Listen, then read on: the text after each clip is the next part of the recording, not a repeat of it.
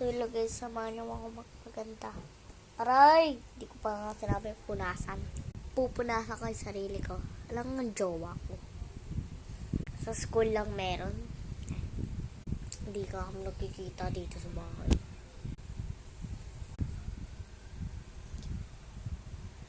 Pero yung asawa ko wala lang sa kanya. Sabihin mong punasan. Be, kaya mo na yan. May kamay ka. Mag-email ako. Ay, puta.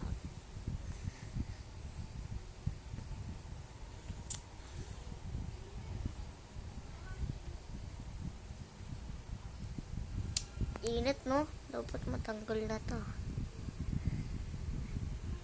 Ayan.